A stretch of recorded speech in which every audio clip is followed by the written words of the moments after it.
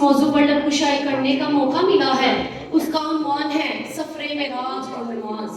سامعین محترم، اللہ رب العزت نے ہر نبی اور رسول کو معجزات عطا کیے، اور جتنے معجزات اللہ نے تمام نبیوں اور رسولوں کو عطا کیے ان سب کا مجموعہ، اور جتنے بھی معجزات حضور صلی اللہ علیہ وآلہ وسلم کو عطا کیے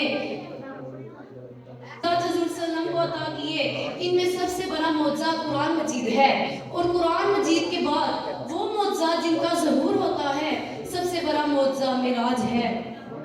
اور سامعین محترم، باقی معجزات جو عالم خلق میں ظہور پذیر ہیں، اور معراج ایک ایسا معجزہ ہے جو عالم خلق سے بھی ماورا، عالم امر سے بھی ماورا، اور لامکان سے بھی اوپر اور مکان سے بھی اوپر صادر ہوا۔ اور معراج کی رات ایک طرف رسول اللہ صلی اللہ علیہ وآلہ وسلم ہیں، اور دوسری طرف خود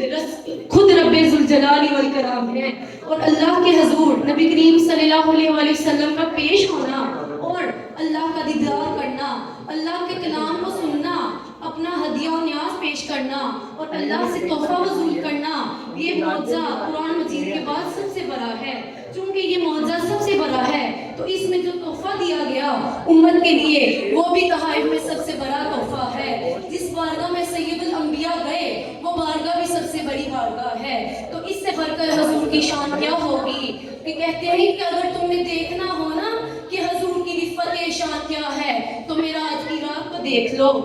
کہ نبی کریم صلی اللہ علیہ وآلہ وسلم کی مسند اللہ کے عرش پر لگی ہوئی ہے کہ عرش حق ہے مسند رفعت رسول اللہ کی، عرش حق ہے مسند رفعت رسول اللہ کی،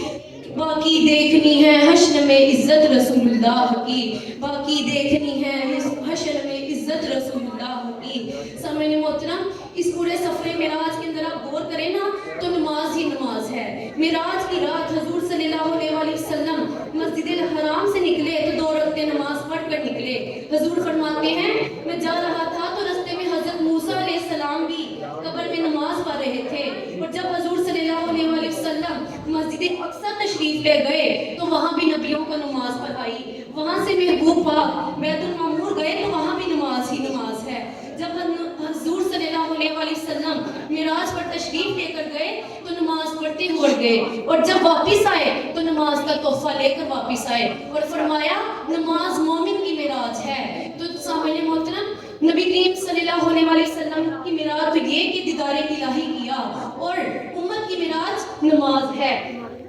جہاں کسی کا تصور بھی نہیں جاتا۔ حضور صلی اللہ علیہ وسلم کی معراج وہ ہے کہ حضور صلی اللہ علیہ وسلم نے اللہ کا دیدار کیا، اور امت کے لیے معراج یہ ہے کہ حضور صلی اللہ علیہ وسلم نے فرمایا نماز امت کی معراج ہے۔ تو سامعین محترم، جب کوئی امتی سجدے میں جھک کر سبحان ربی الاعلیٰ کہتا ہے تو اتنی رحمتیں برستی ہیں کہ وہ شخص سوچ بھی نہیں سکتا کہ جب اگر انسان سوچ لے تو وہ کبھی سجدے سے سر ہی نہ اٹھائے۔ تو اللہ تعالیٰ سے دعا ہے کہ اللہ تعالیٰ ہمیں نماز کی اہمیت کو سمجھنے کی توفیق عطا فرمائے اور حضور صلی اللہ علیہ وآلہ وسلم کی محبت نصیب فرمائے۔ وما علینا